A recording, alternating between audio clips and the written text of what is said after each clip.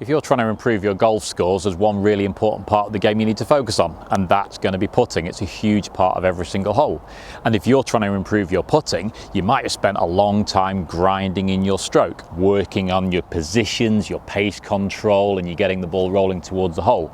But then when you go and play, you might not be making many putts. You might be missing more than your fair share, more than your percentage. And why might that be? Well, I think for a lot of golfers, they're not reading the greens enough. They're not spending enough time on this. Sometimes they maybe get a little bit too technical. They get over the ball, they have a practice stroke, they're looking at the speed, they're thinking about the position of the club. We then go ahead and hit what I think is actually quite a decent looking putt, and it goes nowhere near the hole. And if you spend a lot of time on the golf course hitting what you think are good putts that finish nowhere near the hole, consider the fact that actually I hit that ball straight. Effectively, I didn't read the putt. I certainly didn't spend an adequate amount of time understanding the subtleties and the contours of the green. And I would argue that way more than 50% of your putts on the golf course will have enough break that the ball will miss. And from further away, I would say 100% of your putts will have some break. And you would be a much better golfer if you can read the surface. So how do we read the surface? Well, there's a couple of things I would like to do.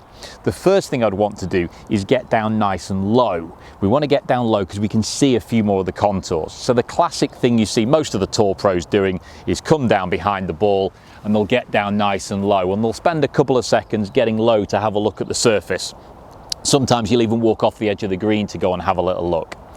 The other thing I'd encourage you to do is walk the length of the putt. So walk up one side, having a look at the surface, almost feeling with your feet, back down the other side. And again, when I do this, I can see a lot more subtleties to the surface. I can feel it in my feet.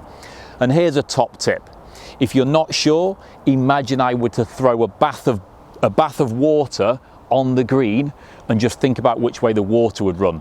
And sometimes when we simplify it and say to somebody, where would the water flow? They go, well, the water would flow that way. Well, therefore your golf ball will do the same thing. Your ball will flow the same way the water would. So simply put, this putt will flow from left to right. Therefore, we need to aim an adequate amount of distance to the left. Now, at this point, we're not going to work on necessarily a calculation of how far left. We're going to use a little bit of experience and a bit of trial and error. So as I set up this time, I'm going to aim a good 2 feet 24 inches up that left hand side, and I'm going to try and hit a putt down that left edge. Now, I'm not suggesting that this putt will always go in, but what we'll start to see it do is come round and finish an awful lot closer to the hole, giving me pretty much a guaranteed tap in or a gimme if my mates are kind enough, rather than leaving me with that little tricky 4-footer, which on occasions we would miss. So reading the greens is not only the secret to trying to hole a few more putts, but also a good tip to try and eliminate those nasty little 3 putts. So when you get to a green, get down nice and low, have a look at which way it's going to go, walk round the hole if you get a chance to do that as well, feeling with your feet. And the top tip, bath full of water on the surface, where's the water going to flow? And the ball will flow the same way. Improve the reading of the greens to improve your golf scores.